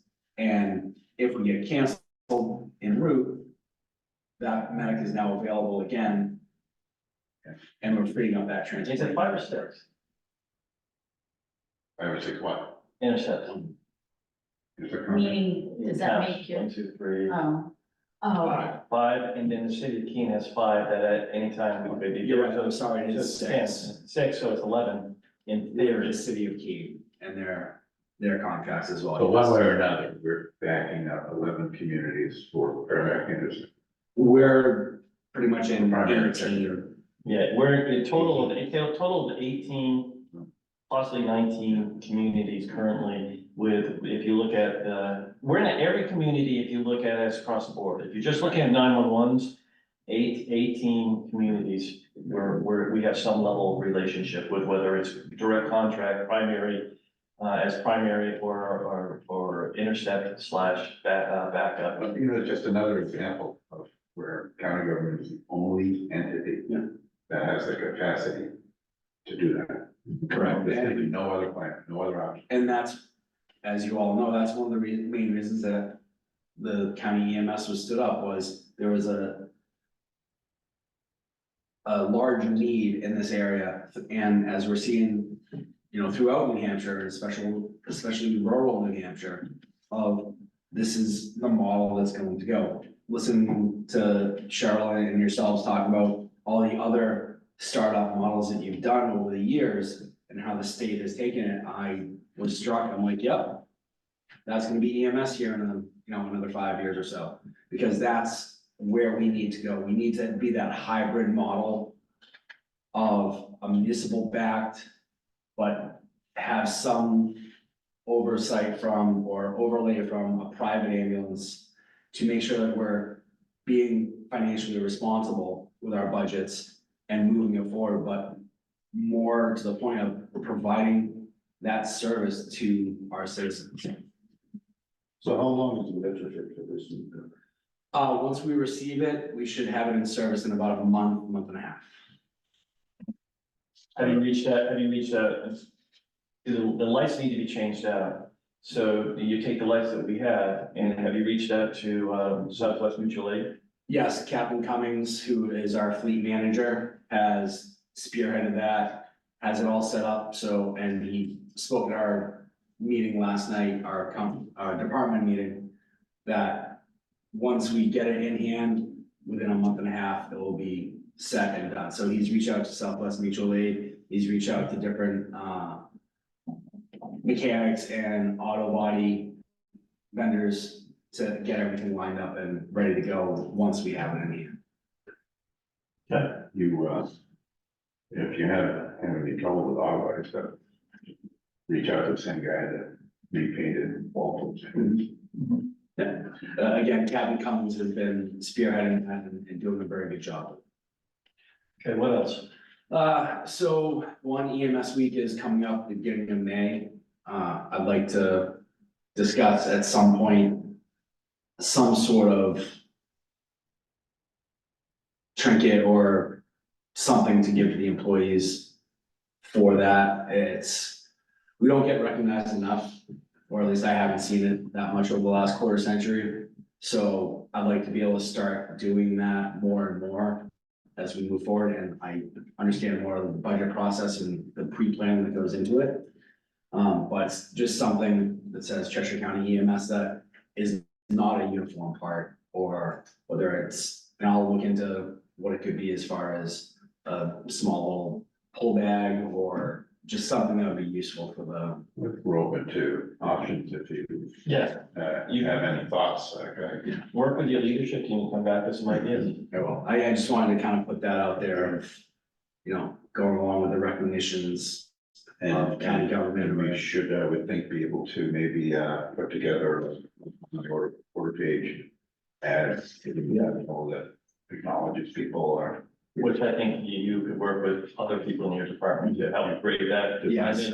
And then bring it to us and Davis thing can submit it on your behalf. Chad, Yes, Ken. David, I also have a line item in my budget for retention and recruitment. So Right. you and I can talk about the funding to do a small gift for your staff. Thank you very much for that. I Okay, will be in touch. okay. And do we still do radio slots thing or another? yeah, Maybe, that's something that Kim could work we with. do a radio slot. When does that expire, Kim? Say that Radio again. slot?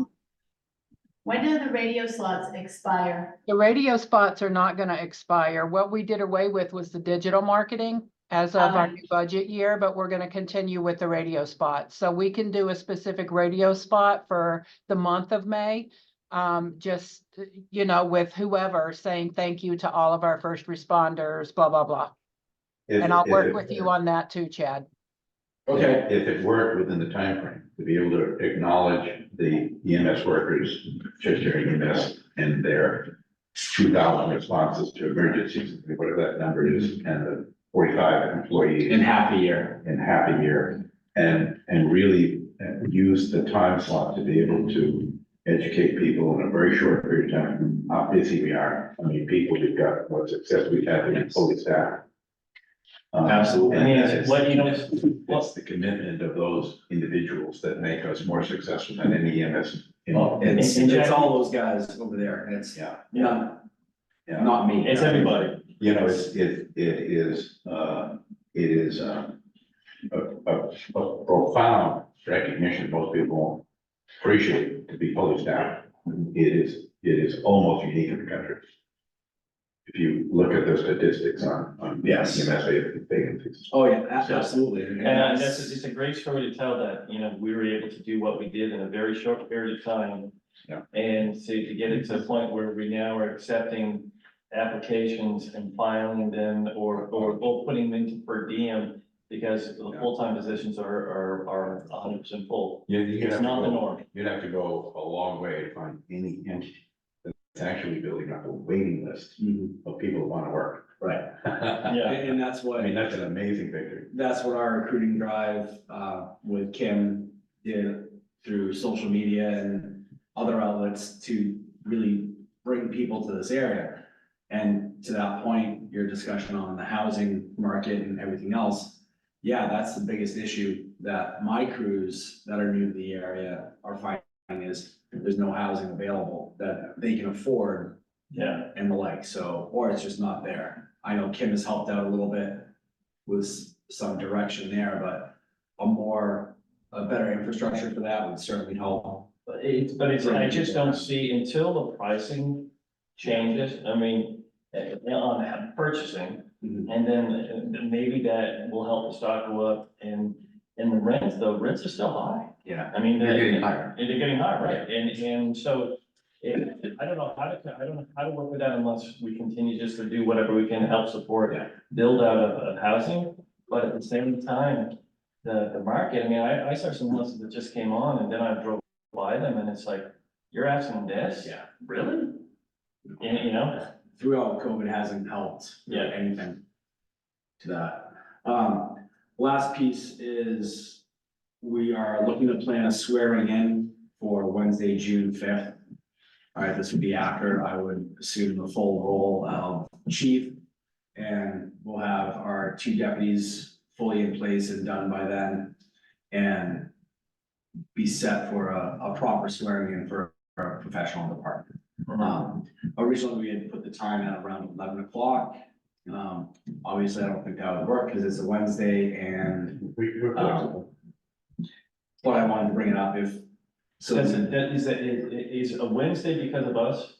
Because if it's because of us, whatever day, sorry, I mean, unless you guys tell me otherwise. I'm But, retired. but if more people can be here on a different day, like a Saturday or something like that, you just need to communicate that. Yeah.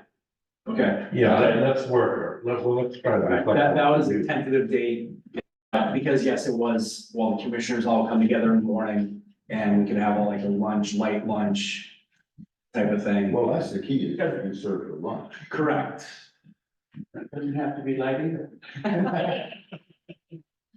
That's one thing I learned from my mentor was lunch is a very important thing. I haven't lived up to that since, he's Talking to moved on, Chris, these guys 12 o'clock, kids here, I'm hungry. yeah. But, that's one thing. Let's Yeah, try to work with your schedule, what makes it, you know, because that's part of the recognition. I Right. mean, it's not about us. No, but we obviously want as many Yeah. dignitaries and the like there, so. Okay. So that's pretty much all I have. We had some fluctuation, and I know I have to speak in, non-public Yeah. about one of those, but A personnel issue. yeah, personnel issues. But for the most part, we're pretty well fully staffed. Again, there's some fluctuation Which is not here normal. and there, and It's gonna be a normal. Yes. business time. one last thing was, we did have I had my first general department meeting last night with all the staff, went over well. I basically laid out my intent, and there's 3 points to that, of be positive, be professional, and become a tight-knit group. The captains have been told that, they're carrying that forward, and I haven't heard anything, in the last 12 I heard hours. great praise coming out at the meeting on site from those that were attending from our building. Oh, I appreciate that, so. I stayed away because it was his meeting, Yeah, no, sure. and I just felt like this is, I don't wanna take away from the moment. So, That's all I have, Joe. Thank you. I'll just for these 2 guys, I did work with. There are 2 classes for the Rotary Interact students, so there's 27 high school students from Manhattan and Monadnock School that these folks will train and maybe eventually recruit over 2 classes, one on the 27th of April and the other on the 18th of May. So I appreciate it was a large group. So they broke up in the beginning. But, that would be great to add almost 30 people Yes, to be certified in CPR in the region and in schools and so. thank you. All right, I'm gonna move on. My report, county administrator's report. Just a reminder that the gala is this Thursday, that we are a sponsor. 5 o'clock is when we can get in, 5:30 is when everybody else that's not a sponsor can get in. There will be some seating for you all. But it has changed from the sit-down meal to a heavy apps and drinks. And this year's theme is magic. And, Sounds like it's weight loss. yeah. No. So, Why the change? Not that it matters. they just thought it was going stale. And last year they did it and they had a higher number than they've had in the past. Last year was circus. And they had circus acts and all that stuff, and the war's still on. And I think we got out of there much earlier than we had in the years past, because they just tightened everything up. Well, I'll be there at 5. I do have to leave probably around 6:45 because I've got a fire district meeting. You'll be there for most of it then. Because they were estimating 7 to 7:30, when I'll wrap up. Yeah, Oh, yeah. We're And trying to, I believe it's gonna be closer, 7:30, 7:45, but we'll do yours. Walpole's trying to get new fire stations. Yeah. So, also Tim Murphy's retirement party, is Papa Gallows at 28th at 5 p.m. And if you want to attend, just tell me. I know that you're on board, so would be attending, correct? But if you two want to too, just tell me, and I'll just make them aware that you'll be attending. Tell me again, who's to? Tim Murphy is the executive director of Southwest Regional Planning Commission, has been in that position for what, 30 years? Yeah, Yeah, and just done an outstanding job.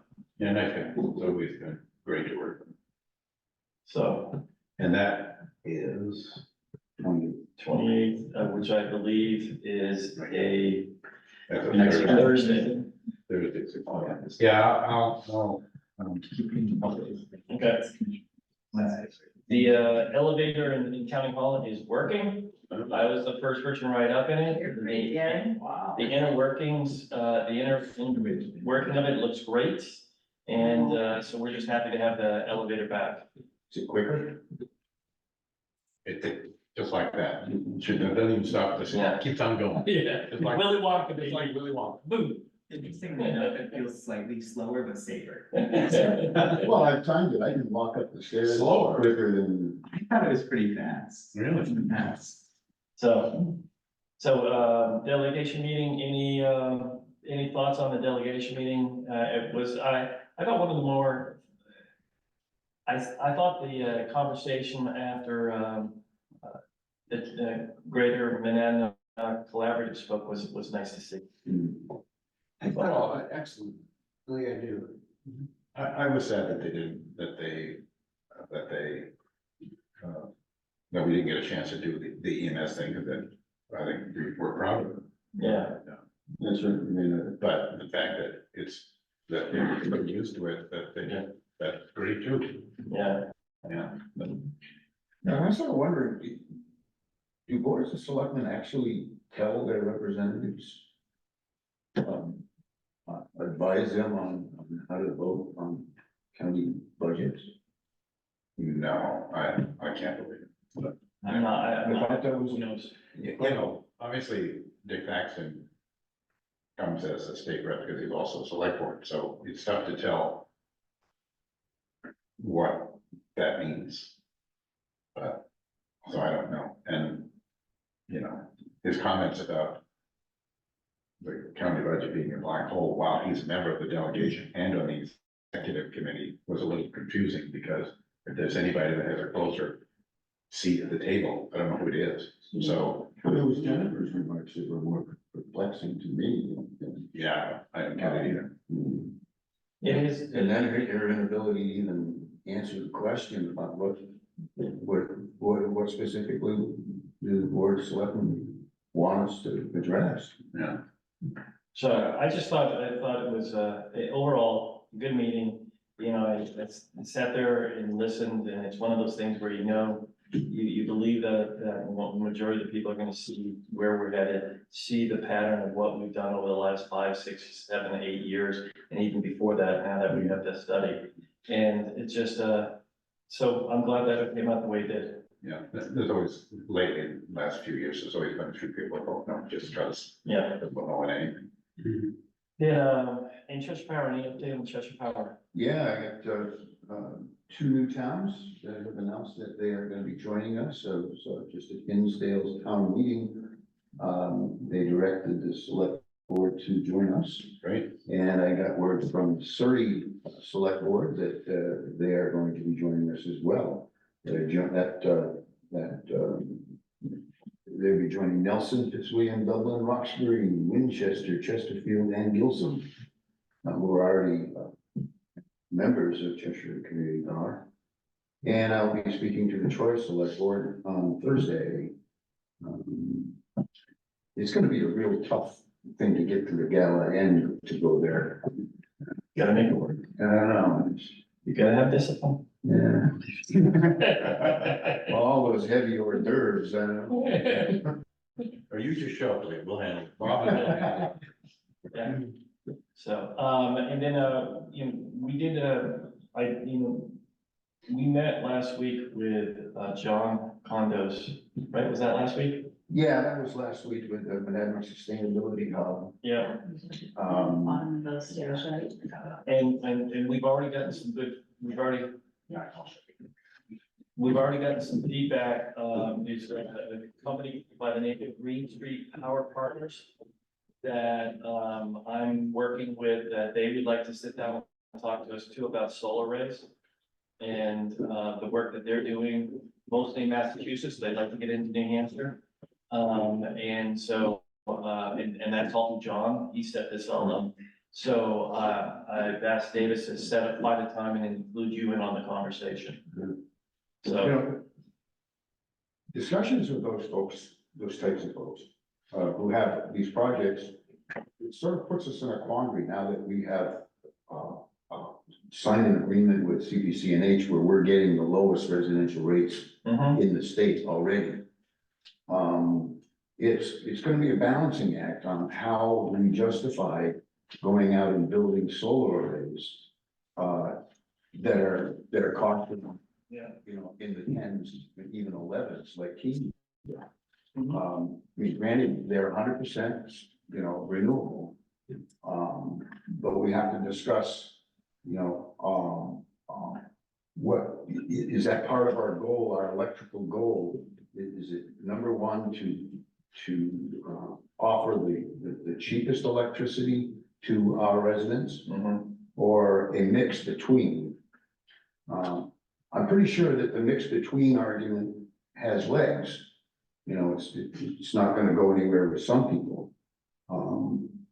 But the problem with putting all of our 4.8 megs into that basket is that, you know, 10 cents or 8.1. All right.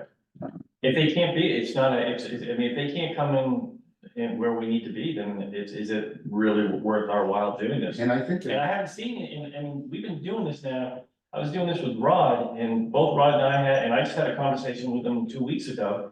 And he agrees, he said, we haven't seen anything that is something that we can move forward with. We're not just gonna do it for the sake of doing it. the discussion we had with John Condos and, what's her name? Brody, Yeah. I think that's- last Oh, week. that was pretty eye-opening because the cost of renewable energy is pretty much there, right there. It's the interconnectability. The utilities are not really investing into the infrastructure the way they should. I mean, if we were proposing putting a new gas plant in Keene, they'd be right there and they'd build all new lines for us and we wouldn't have to put that in our construction costs, you know? But if you're not sited somewhere that have all the current lines and they have the capacity to take you on, you know, it's gonna add, you know, $1 to $2 to $3 million onto your project costs, which makes it difficult for solar to be less expensive than fossil fuels, because it really has no relationship to actually how much it costs each one to produce electricity. And that interconnectability bill, I attended it on Zoom. And I gotta tell you, some of those committee members, I'm not sure why they're on that committee, why are they on the science and technology? Oh, my goodness. Because they're foxes in the hen That's house. what happens. Wow. Buy those Walmart read glasses. Well, now I can't see a damn thing. I agree with you 100%. It's eye popping. Anyway, I'll be happy to, You know, pop right out. Yeah. And again, it's just another opportunity to listen and get ourselves educated on what's out there, so. I appreciate the work that you're doing on that. Okay, Canaan, by the way, not that matters, but Canaan has signed their agreement to join the coalition of New Hampshire. yeah, We formed an energy committee. Look at that. great. Update on congressional spending request that we've been working on. Oh, just before we leave renewables, I heard that government is now eligible for tax credits for Oh, as a matter of fact, solar renewable energy. that Yes. individual was supposed to pass some information along to So us. that, the concept that we always have to, you always have to go through like a revision, because they are the only ones that can get the tax credits. That's not Which no true. longer seem to apply. But it's still a question, I haven't heard the answer for it, it's the size of the project. Yeah, you still have to capitalize it. Yeah. It's gonna come out of that money, but the idea of tax credits being available, And if you have low income, that it's helping, yeah. the tax credits goes up. And And so that's why we initially said, do we do something with Keene Housing on some level? Well, we have to build in a zone Right, but it's really not a credit, it's really a rebate. rebate, okay. We don't pay taxes, so there's no, it's a rebate, but I just didn't know if that would change the discussions around, Yeah, around us actually doing it versus things. Well, that's one of the things that are gonna have to be in the mix of the sources of revenue, because we wanna do all we can before we go to a bond. Yeah. Anything that we can, taking even participation from other entities, like we talked about housing and whoever, to join in with this. Right, thank you, sorry. just an update, well, first of all, just a reminder tonight, 6:30 Wickham Hall, Swansea presentation. Right. And we're gonna meet after this for a little bit just to go through what we're gonna be saying. And then,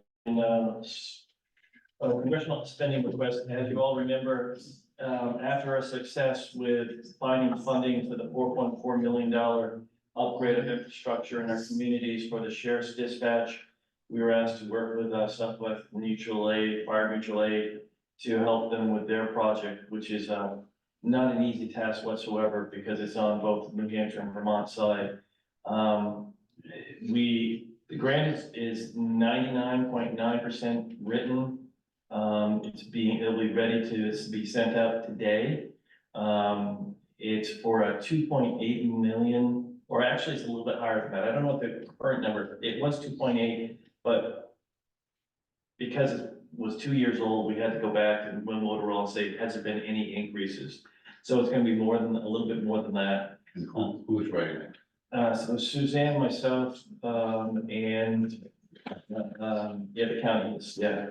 You know, just another example that no one is better situated than the county to help me to get these funds in a multi-phase effort.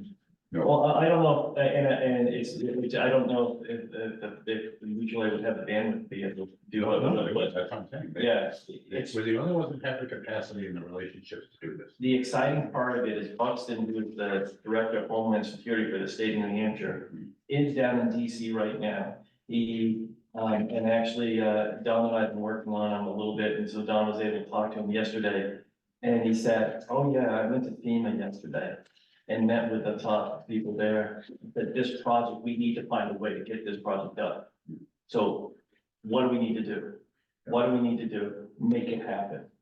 And then today he's meeting with Senator Shaheen, not his staff, Senator Shaheen and Senator Hassan, and saying that he's putting this as a priority for it, which is gonna help us because bottom line is on the New Hampshire side, we can get it done. Now, we've also been coordinating. He's also now going to, the Vermont chief is gonna be down, Homeland Security chief is gonna be down there too. So he's gonna work with him. He's new to the process, so he's gonna really hammer him that they gotta get their side going too. That this is a project worthwhile, but Senator Sanders has put out his congressional spending request, so that we can take this grant, we can fill in Senator Sanders' grant, and we have the Bellows Falls chief and other chiefs that are going to send it on our behalf because we can't do a congressional spending request. So we've had, we've had meetings with all the senators from both sides of the river, congressional, they're all aware of it. It's now just getting down to little details. We also have Congresswoman Custer, who has her spending request.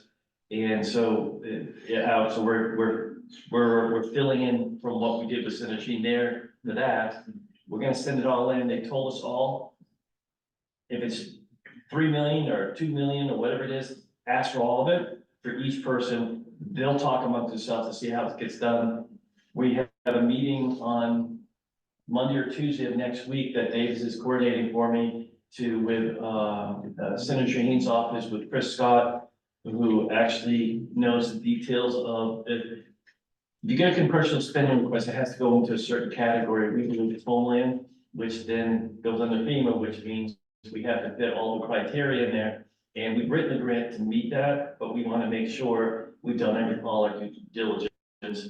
We've got letters coming from the chair of the Southwest Fire Mutual Aid, who's also the chief in Dover, Vermont, or West Dover, Vermont. Chief Farquaad is writing a letter, and we've got Captain Wilbarge is working. We need to get the CEO at Cheshire Medical Center. Welch is now, and as of today, due in April. Okay. So we have time for the Vermont side.